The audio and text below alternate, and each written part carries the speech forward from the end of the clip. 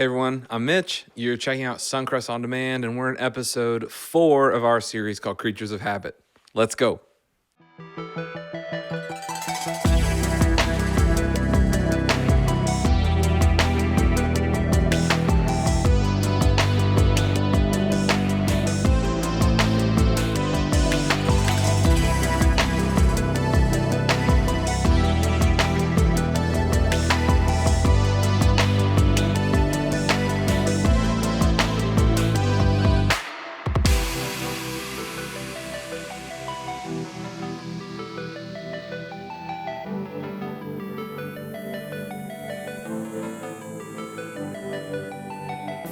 We are in this message series called Creatures of Habit. We've already talked about anger and cynicism and worry last week, and I've had so many great conversations, so I appreciate you taking these steps and integrating them into your life. Today we'll tackle another one of those habits. But I want to say just for a moment, Maggie just baptized her son, and I'm just, all the time just kind of blown away by the transformation that I've seen in Maggie's life. She showed up here not all that long ago, just 3 or 4 or 5 years ago, and the progression in her life means her life is different today, so far different than it was before. And it takes me back to be like, I always ask, so why? What happened? Why do some people stay the same? Why do some people not stay the same? Even when you're sitting in church. When I was 19 years old, I was a sophomore in college, and I was asked by someone if I would consider going to a small church on the weekends and starting to preach every weekend at that small church. I had only given 2 sermons in my whole life in class. And all of a sudden they're like, hey, how about you go do this every week? And I said yes. I don't know why I said yes. But I would drive 50 miles every Sunday morning over to this little place called Isabel Church. There were usually about 11 people in attendance. That's the truth. The average age of those 11 people was about 95 years old. That's a little exaggeration, but only a little bit, because one weekend I was telling a story about my grandfather. I said, my grandfather, I respect him so much. He fought in World War II. I went on with the story. At the end of the service, go to the back, which is what the preacher did in that little setting. This church, can I tell you about this church? It didn't have running water. There was an outhouse out back. That's the church I was preaching at. So I go to the door, and I'm shaking people's hands on the way out, and one of the guys comes up to me and says, so, your dad fought in World War II. Your granddad fought in World War II, did he? I said, yes, sir, he did. He said, that's funny. My granddad fought in the Civil War. The Civil War? He was serious. That's how old this dude was. He's like... But what struck me about the 11 to 15 people who were there every week is they'd sat in that church their whole life. Some of them grew and some of them didn't. Some of them were at the same level of their walk with God and transformation in life as they were 40 years before. They just came and sat. But some of them weren't. They were some of the deepest, most mature, strongest, confident people taking steps of faith that I'd ever seen. I'm like, what's the difference? And whenever I think about Maggie's story, I always think, I know the difference. When Maggie hears something, she does it. That's the difference, right? It wasn't like, I learned that. That's nice. Or, I'll think about that. Maybe I'll implement it later. It's like, no, you said it, Greg? Okay, I'll do it. No, that can be dangerous. Don't do everything I say. But when I'm on this platform, I try to align it with the scriptures. And, think about this with Maggie's life. She's invited here.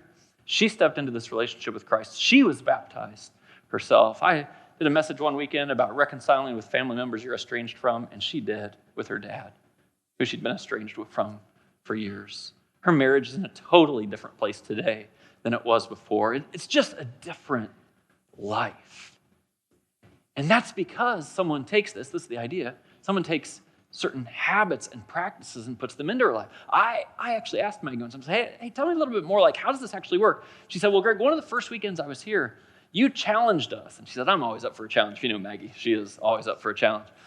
She said, you should come. I said, it was the start of the year. I said, you should come 52 out of 52 weekends this year. You should take this habit, not of going to church, but this habit of pausing to worship God and opening yourself up to the teaching of the scriptures every week and make that the most important part of your week. Build the rest of your week around that, but make sure you put that piece in. And she was brand new. She didn't know any better. She didn't know you're supposed to take weeks off in the summer. She just did it, and everything changed. So one of my favorite books out there, I like the idea of habits a lot. One of my favorite books is a book called Atomic Habits. It's written by James Clear. And one of the quotes from James Clear that I think is important for today is he said this. He said, every action you take is a vote for what kind of person you want to be. Every action you take, not every thought you have, not everything you learned, every action you take is a vote for the kind of person that you want to be. And if you can make certain decisions that say, hey, I'm going to put not just this one-time event into my life, but this habit into my life, that vote is outsized on other habits. Now, we've been talking a lot about habits. I want you to think about all kinds of habits in our lives. I want you to remember the power of habits. And you may know this story I'm about to tell you, but one of the benefits of habits is that they essentially automate decisions in our life. We decide once, and then it just runs. And it means we don't have to keep deciding. We don't have to use the mental energy about that. I'm sure almost all of you know who Steve Jobs is. He was, the founder of Apple, brought us the iPhone, all those sorts of things. You guys know Steve Jobs wore the same outfit essentially every single day. It was blue jeans and a black kind of mock turtleneck shirt. It was this way in 1999, and it was this way in 2004, and it was this way in 2007, and it was still that way in 2010. And he kind of had a look, and I don't know how you feel about his style, but if you asked him, why did you do that, right? He actually, like a lot of creative and inventive people who were serious about where they put their brain power, he essentially decided, I'm going to use zero brain power deciding what I'm going to wear every morning. I'm going to use zero of it for that. I'm going to make one decision. It's going to be the same thing, and it'll go forever. And I can use what I have for other things. I think, that's so powerful. It is the power of habits and patterns in our lives. So each week this series, I've been starting with this passage from Romans chapter 12. I want to spend actually a little bit more time with it today because this, man, if you'll stop and think about this, it'll help you really understand the nature of habits and which ones we want to place in our lives. The Apostle Paul wrote, don't conform to the pattern of this world, but be transformed by the renewing of your mind. And what he's saying is there's patterns. This world has patterns, and actually this world that we live in is the broken world. So, if you've been around here, you capture this. If you haven't, I want you to have this context just briefly. And this will be especially important if you're not a follower of Jesus or you're trying to figure this out. According to the scriptures, God created the world, and it was beautiful. It was perfect. It was just the way he wanted it to be. Everything was, this is important, harmonious. Adam and Eve, they walked together. It was beautiful. They actually spoke with God in ways that were unfiltered. There was a harmony to creation, a mutuality, and it was beautiful. And we all maybe wish the world stayed that way, but God was not content to create robots. When he created you and me and Adam and Eve, he created us and gave us the free will, we call it, the ability to choose. God wants to be loved by us, and he wants to love us. He's a relational God. But if he doesn't give you the ability to choose him or not choose him, then it's not really much of a relationship, is it? And so he wants you to have the ability to choose, but giving you the ability to choose to love him also means you and I have the ability to not. And Adam and Eve went down that path, and Greg and Jenny probably would have done the same thing. And it became a very broken world. The broken world was immediately apparent. Adam and Eve had two sons. One of them killed the other one. This ugliness, this heartache, this pain became just part of the nature of this world. And of course, that's still the world that we live in today. There's a lot of ugliness and heartache and pain. It's the headlines of shootings in California or war in Ukraine or whatever's going on under your roof. It's just a broken world, right? And what the Apostle Paul is saying here is he says, hey, there's patterns that our life slips into, or we decide them. Make sure when you're deciding your patterns, you don't just go along with the brokenness of this world. Don't conform to broken world patterns. Instead, be transformed by the renewing of your mind. And this transformation, this is critical. In fact, there will be a number of elements in this message as we go where I think it's actually important to distinguish whether you are a follower of Jesus or not. And as Jamie already said, I want you to know this too. I think that if you're not a follower of Jesus and you're here, I'm thrilled you're here. You may have any number of motivations for not being a follower of Jesus. You may have any number of questions that need to be asked and answered. This is a place to go on that journey. But every time when I speak and speak from the scriptures, it's actually very important to kind of understand, am I a follower of Jesus or am I not?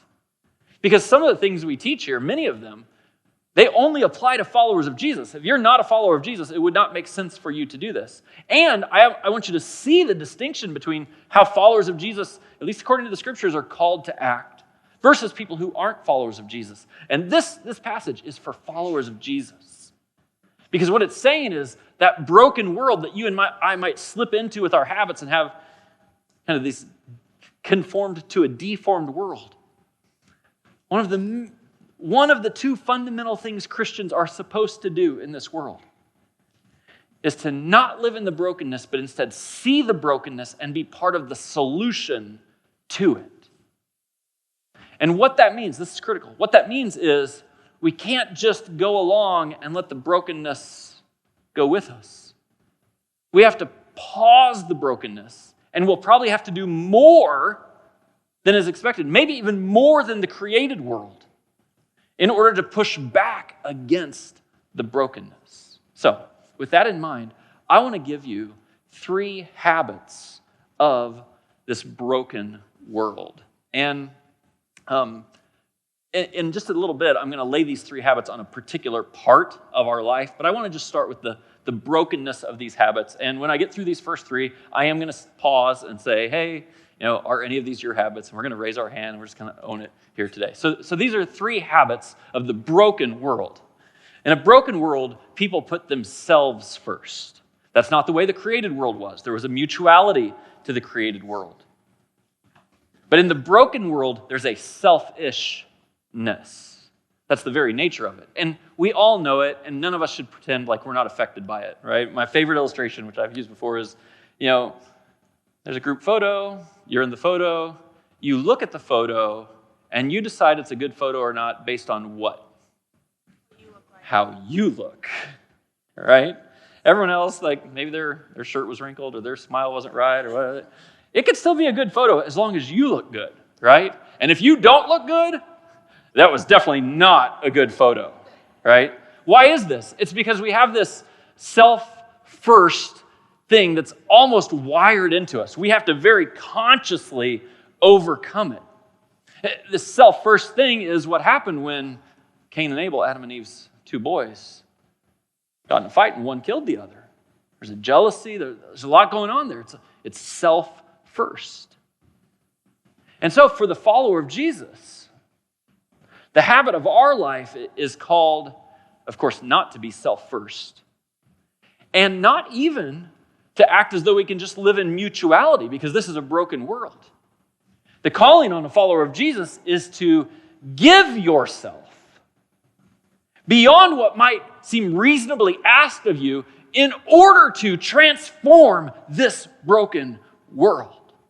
Now, if you're not a follower of Jesus, it wouldn't make any sense necessarily for you to do that. If you are a follower of Jesus, what we're doing is following Jesus, who gave his life in order to bring redemption and restoration to a broken world. So it is a very high calling. There's a lot of conversation these days about self-care. Self-care. I'm not against self-care. Actually, I think there's a rhythm of your life you have to pay attention to. But in the conversation about self-care, it's pretty important to calibrate it to a place where your description of healthy self-care isn't, so I never have to give any extra time, any extra effort. I never have to give any extra forgiveness. I never have to, that's not it. Not if you're a follower of Jesus.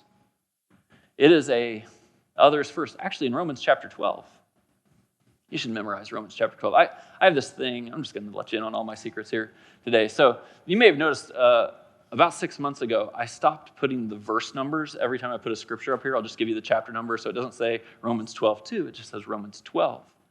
And in my fantasy world, what's happening then is you're reading that Romans 12 and you're like, wonder what else it says around it. And you're going home and opening your Bibles. You're all doing that, right? Say, what else does it say around? You're not doing it. Just let me live in my fantasy world. It's okay. It's okay.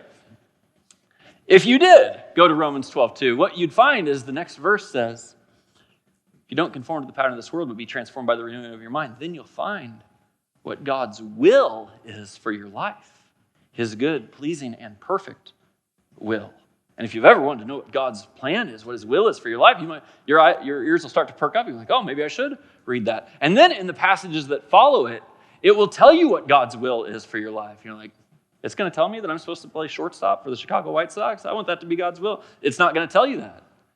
Actually, way too many people get focused on what is God's will as if he has this particular job that you're supposed to do, or what his plan is. His plan is that you're a follower of Jesus and you live in a broken world, so you would be selfless to bring about redemption and restoration of this broken world. You'd give of yourself in that way. When he gives this in Romans chapter 12, it's just like kind of bullet points. He says things like, so be devoted to one another, honor one another above yourselves. Don't honor yourself above them. Never be lacking in zeal, but keep your spiritual fervor serving the Lord. Give to those who have need. It says all these things. That's what God's will is. And it's so counter to self first. Well, yes, where does self first come from? It gets to our second broken habit of the broken world, and it's the idea of pride. Now, in a minute, when I say, hey, how many of us struggle with at least one of these? Pride is going to be one of those big habits that lots of people struggle with. And I just wrote down some things here. I thought, I just want us to help see pride in ourselves. So this is, I think, what pride is. Pride goes before the fall. Proverbs, the wisdom of Solomon says that. But pride keeps you from celebrating others' successes, initiating apologies, admitting you've lost or admitting you're weak. Pride keeps you from admitting that you need help. Pride keeps you from asking questions. Pride keeps you from being baptized. Pride keeps you from going to the doctor. Pride keeps you from getting counseling. Pride keeps you from being honest with yourself. And pride keeps you from being honest with others. And while it's keeping you from all of those things, at the very same time, pride is causing you to do other things. It's causing you to feel good when other people fail, to power up when you should power down, to push back when you should let up, to cheat before you lose, to lie about your past, to lie about your failed marriage, to lie about the fact you never graduated, to lie about the fact that you have trouble reading, to lie about anything because you can't let people see you that way. It causes you to have the last word, to buy things to impress people who aren't even paying attention, and to keep arguing, even after you realize, I've lost this argument. It's pride. And it is the ugly part of the brokenness of this world. Pride never makes things better. Pride always makes things worse. And that, of course, is related to vegging. This is probably the most technical word I've ever used in a message outline here. Vegging. And I mean, just kind of vegging out. Is this a habit you have? Now, hear me. I'm not talking about rest. Rest is actually part of the story of creation, where we work and then we rest, and then we work and then we rest, and we work and then we rest. That's how God has designed the world. You absolutely ought to sleep well and rest. And for some of you, the most spiritual thing you can do is take a nap. But vegging is different than that. Vegging is just kind of giving up. It's kind of the mindless, aimless escape that just collapses into a chair in the evening. And you look up an hour later and you realize, well, what have I been doing? I've been scrolling and scrolling and scrolling and scrolling and scrolling and vegging. Or you just put on the TV. It didn't actually matter what was on. You didn't care. Or maybe you just flipped and you flipped and you flipped and you flipped. But the very nature of vegging is that it's aimless, that it lacks discipline and diligence, that it doesn't appreciate that, man, rest for the rejuvenation is good, but when you're vegging, this is the problem. You're vegging because you're tired, but when you're done vegging, you don't feel refreshed. And so these are three habits of the broken world. So, just for a moment, I'm kind of curious. Anyone in this room have at least one of these habits? Show of hands. Show of hands, at least one. If you did not raise your hand, I would love to meet you after the service in the commons area. So, here's the idea. These are the bad habits. These are broken world habits. They're common all over our life. I'm going to lay these 3 habits on top of a particular area of our lives. And the area is our financial life, the money part of our life. And here's how I want you to see it. Money is so central to life that these habits inevitably undermine our finances. Money integrates with all parts of your life. We think about money, we use money, we have to function with money all of the time. And these 3 particular habits, this kind of self-focus, this pride, and this vegging, they show up in all areas of our life. But for just the next 10, 15 minutes or so, can I talk about how they show up in our financial life? You know, it was Jesus, of course, who had the vision that finances are so connected to who we are as people. He said it like this. He said, "For where your treasure is, there your heart will be also." For where your treasure is, there your heart will be also. Jesus was essentially saying, you can tell a lot about a person by the way that he or she spends money. You show me your credit card statement, I'll be able to tell you certain things about who you are, what you care about, where your passions are, what matters to you. He says these are not disconnected. They're not disconnectable even. Where your treasure is, there your heart will be also. Now, it's usually at this point in the message where I've kind of mentioned money, and this is going to be about life and changing some habits, where it gets a little interesting in the room. Maybe for you, maybe not. But when I talk about worry, and I talk about cynicism, and we talk about anger, I think people are like hungry for the solution. Like, so tell me what to do, Greg.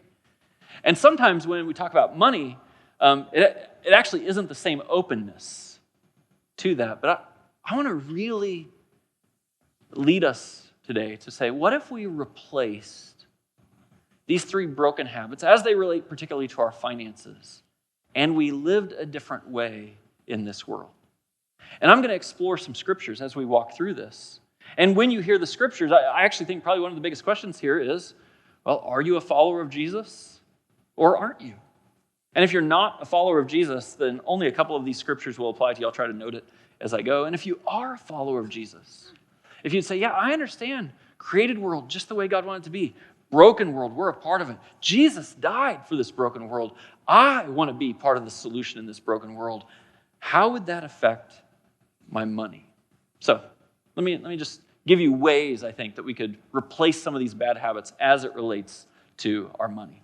So let's replace first the financial habit of self-first.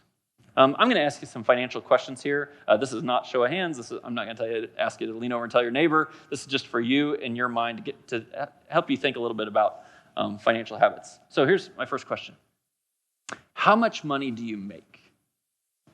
In your household, how much money do you make? You got a number in your mind right now? Like, right? Right? How much money do you owe? How much debt do you have? How much are you underwater a little bit? Just think about these numbers a little bit. How much money have you saved for retirement? And do you feel good about that? Do you feel good about it? How much money do you give to the causes that solve the problems of this broken world? And one of the interesting things to me is that when we think about money, it has to become very practical to us. Now, when the Apostle Paul was writing to his friends in a church in a city called Corinth, he wrote this passage I'm going to share with you. Again, this is for followers of Jesus. If you're not a follower of Jesus, you can kind of set this off to the side for a moment. But think about this. He says, each one of you who's a follower of Jesus should give what you've decided in your heart to give, not reluctantly or under compulsion, for God loves a cheerful giver. And so there's a couple dynamics here. Like, how do I make sure I'm not self-focused? How do I make sure that my financial life isn't entirely focused on me and my family? That instead it's focused on the engagement of a broken world. How do I make sure that my habit in this isn't deformed in the way that the whole world's deformed right now, where everyone just spends all their money on themselves, and instead is transforming something that's here. And Paul says, well, make a decision. Steve Jobs decided to wear jeans and a black shirt every day. He set the decision and it ran. He said, God says, you make a decision in your heart. And don't do it. Don't feel like I'm twisting your arm. Don't feel like Paul's twisting your arm. Don't feel like God's twisting your arm. It's not reluctantly. It's not under compulsion. God actually loves someone who's a cheerful giver. And then he says this. He says, and God is able to bless you abundantly, so that in all things, at all times, having all that you need, you will abound in every good work. And so, I want to give you 3 tools for these 3 things. Tool number 1, I just want you to think about increasing your generosity if you're a follower of Jesus. Now, we talk about this around here in this framework all the time. I'm going to say it very quickly, and I think you'll capture it. You know, we know people progress through their generosity. We say, well, there's rookie givers, and then recurring givers, and then relational givers, and then radical givers. And you just kind of have to find where you are in that progression, and then you have to decide, not reluctantly or under compulsion, like, okay, so where do I want to be moving forward? Rookie givers are people who make their first gift. For sure, there's people in this room who've never really made gifts to the betterment of this world, to the cause of Christ, to the redemption and restoration of this world. The decision I hope you'll make is just to say, okay, I'll start. Whatever amount it is. I want to put this as a habit into my life. Then after people start as rookie givers, one of the encouragements I give is to say, hey, make it a recurring gift. Now you decide how much the recurring gift is. I don't know if it's $5 a month or $50 a month or $500. I don't know. But the whole idea is I'm integrating this as part of a habit. I'm making one decision, and this will run, and it will become part of who I am, because every action we take is a vote for the kind of person that I want to become. The next step from becoming a recurring giver, where people basically say, well, how much can I afford? I'll give that, is to become a relational giver, which changes the question entirely. If recurring givers say, well, how much can I afford? Relational givers say, but God, what would it look like to trust you? It's not based on my circumstances, it's based on my trust. That's why we call it a relational giver. And in the scriptures, this is a lot of times described as giving the first 10th of your income. Be a relational giver where I fully trust God. And then many people in our church give far beyond that amount. They're just radical givers. It's a beautiful thing. But you decide, right? Rookie, recurring, relational, or radical. This is what will replace the self-focus in our lives that is so detrimental to us and to the world around us. Second thing, replacing financial pride. Replacing financial pride. You know, the scriptures are so wise, of course, and I only chose 2 verses for this section, but they get at 2 really, really big things in our lives. Because one of the things I find that people are most sensitive about, prideful people are most sensitive about, is if there's ever any possible storyline that suggests the amount of money you have was not of your doing. I mean, you've heard people get very defensive about this. Maybe you've been defensive about it before. You're like, well, I worked hard. Well, I took the risk. I started the business. I was diligent about it. I saved. I. And I get it. You went out and got the education. You worked, like, those things aren't false. But when we center the amount of money we have in the idea that, because I did it, that is pride, right? The scriptures tell a different story. The scriptures say, remember the Lord your God, for it's He who gives you the ability to produce wealth. He's like, hey, just rewind your story a little bit. I know you worked hard. I know you got your education. I know you took a chance. Hey, who do you think gave you the intelligence to get that education? Who do you think placed inside of you the gifts in order to market yourself and create this sort of income stream? Who was underneath all that? Don't let it be centered in you. That's pride. It's all centered in me. And I'll tell you, if this mind shift can happen for you and I, it changes everything. Because then all of a sudden it's not mine. It's being It's having an appreciation that God has given me what I have. In Luke chapter 14, Jesus looks at this pride from a little different angle. He tells a little story, as he's prone to do. He says, suppose one of you wants to build a tower. Won't you first sit down and estimate the cost to see if you have enough money to complete it? For if you lay the foundation and are not able to finish it, everyone who sees it will ridicule you.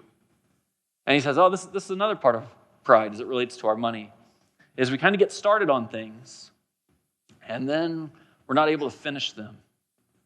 Or we set a course, we make a dream, and it fails. But of course, what pride does then is it causes us to hide the failure because we don't want to be ridiculed. And then when that pride causes us to kind of go dark with our financial life and not really let other people see or know what's going on, and we tell a different story than is actuality, then it just becomes more broken and broken and broken.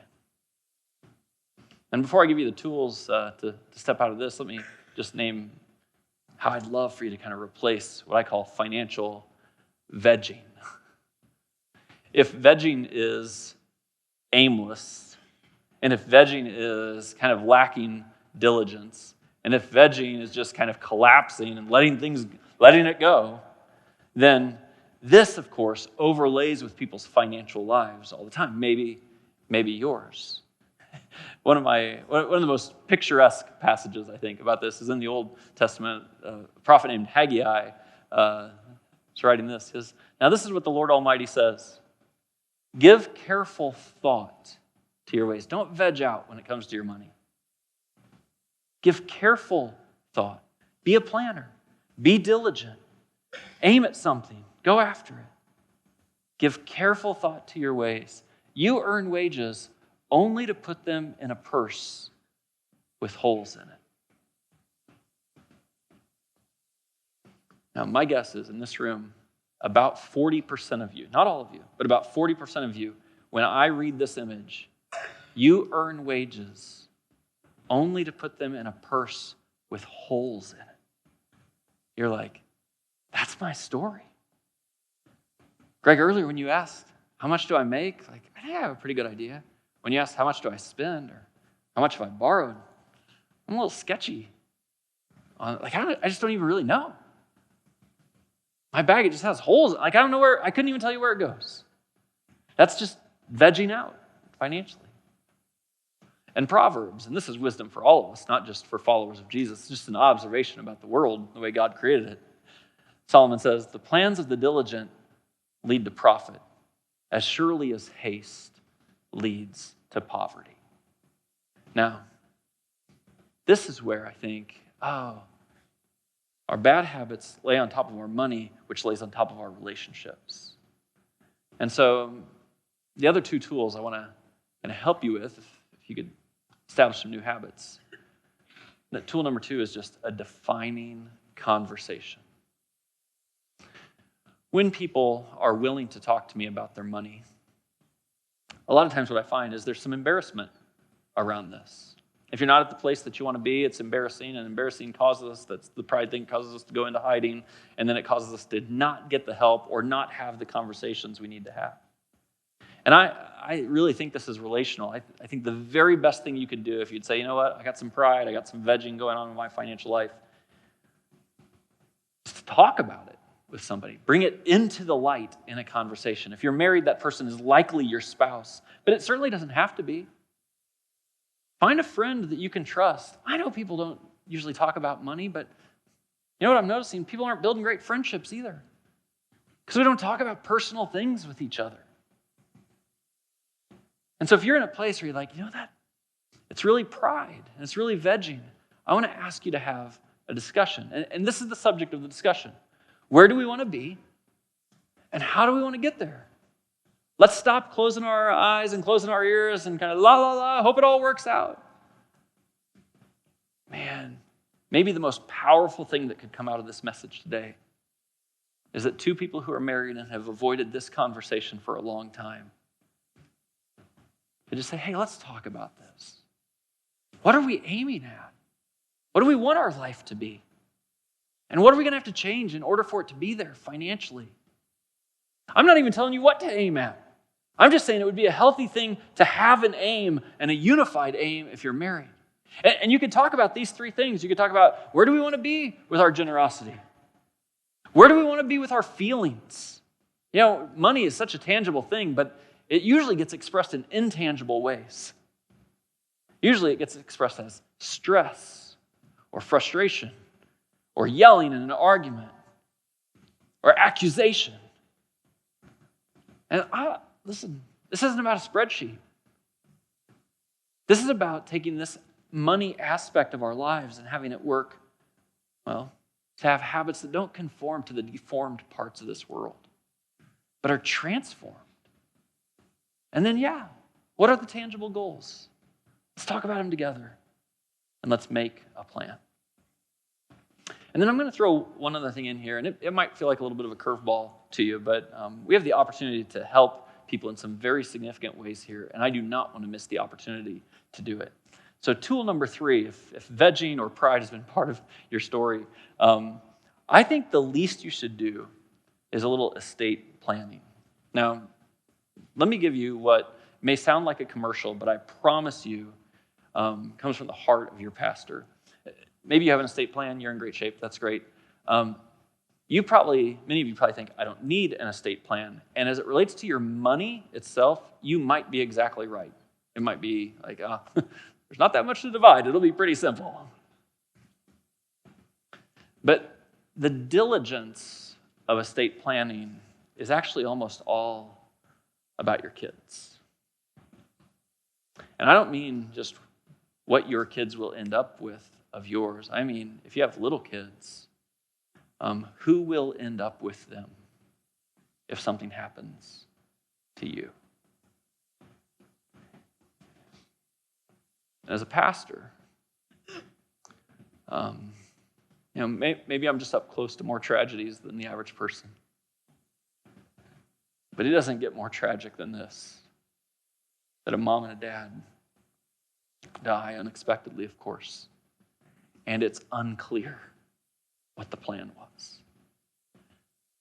I think the greatest gift, the least you can do in this sense, is to say, hey, I'll go through this process. So we're fortunate. We have a organization called CFR. You've heard us talk about them from time to time. They're the ones who, we have our mortgage loan with, things like that. They're just a great organization that comes alongside and tries to help churches. And estate planning is just a service that they offer to the churches that have a relationship with them. And it is no strings attached. It is not, you don't have to give money to CFR. You don't have to give money to Suncrest. You don't have to do any of that in your estate. And it is all an opportunity to say, hey, let's start this process of planning. And it's free. It literally doesn't cost a dime. So if you're in a spot where you're like, I don't want to get caught. I don't want to get caught without a plan. Our kids especially deserve a plan. I really want to encourage you to grab that QR code. It's probably going to be right there right now. It was up on that screen earlier. It's on the card that you have. We're going to do a seminar. It's on February 12th. It's actually during the 9 and 10:30 service on a Sunday morning. So childcare is provided in Suncrest Kids. And I would love if you don't have an estate plan to step in to be like, I'm going to explore that and at least explore what it might mean and take the next steps with that. You can sign up on that QR code. You can do it. You don't have to do it right now. You can do it tonight when you get home. Grab that card and take it with you. But ultimately, money is such a big part of our life that I want us to take these bad habits that are broken habits of this world and let them be transformed.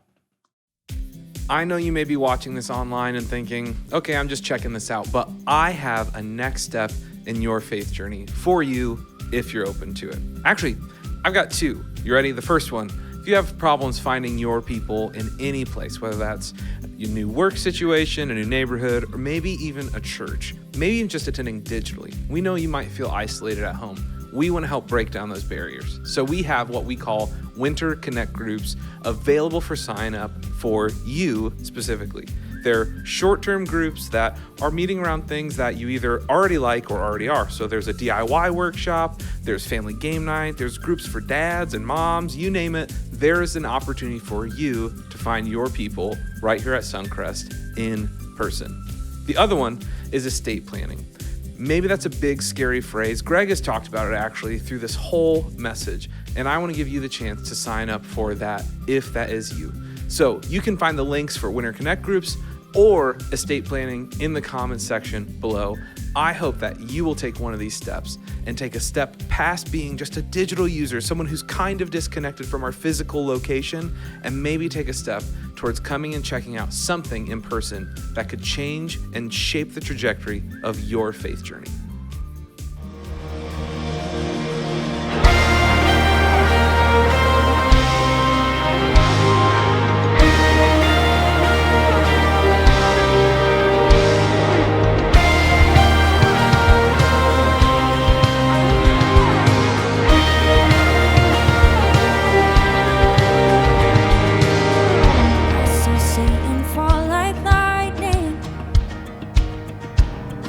Darkness run for cover, but the miracle that I just can't get over, my name is registered in heaven.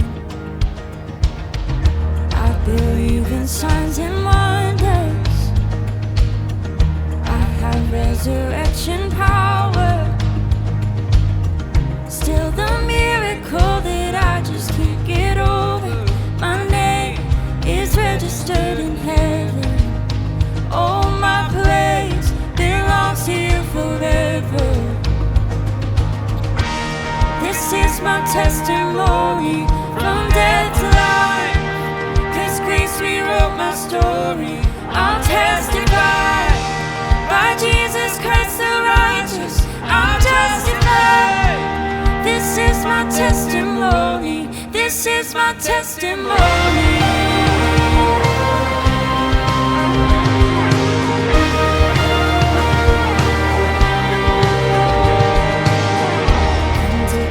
Sons and daughters, bought with blood and washed in water. Sing the praises of the Spirit, Son and Father. Our God will finish what He started. Oh, our God will finish what He started. This is my testimony from death to life, 'cause grace rewrote my story. I'll testify by Jesus Christ the righteous. I'll testify. This is my testimony. This is my testimony.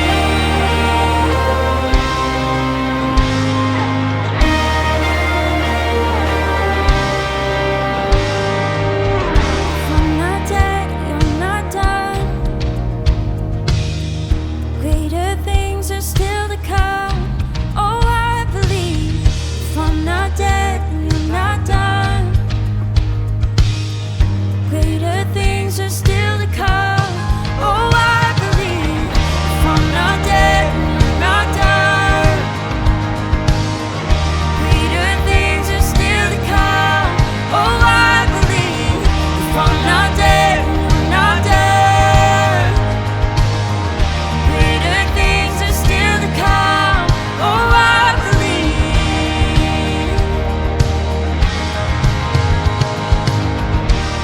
This is my testimony from death to life, 'cause grace rewrote my story. I'll testify by Jesus Christ the righteous. I'm justified. This is my testimony. Oh, I'm alive. This is my testimony from death to life, 'cause grace rewrote my story. I'll testify by Jesus Christ the righteous. I'll testify. This is my testimony. This is my testimony.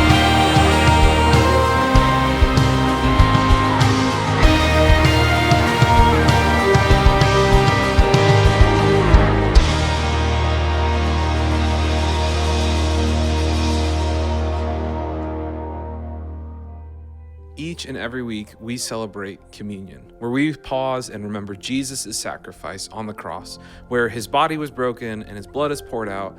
And for a lot of churches, that's taking cracker and juice to symbolize those things. But let's be honest, you're at home. So I'm going to invite you to grab whatever you have to eat and whatever you have to drink, and to pause and to take those things in memory of Jesus' love, his sacrifice, and the way that he changed the world for everything. We'll put a countdown on the screen and allow you a moment to pause, reflect, and take those food and drink when you're ready.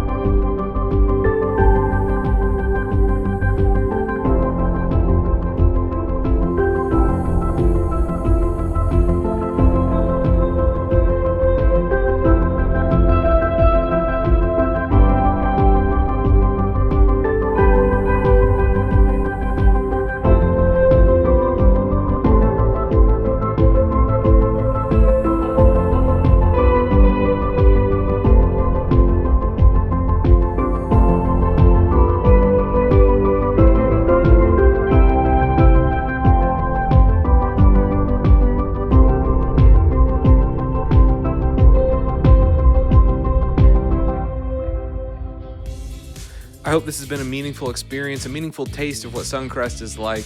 Before you turn off this video, hit the like, subscribe, and share buttons. I hope you join us next time for episode 5 of Creatures of Habit. We'll see you guys.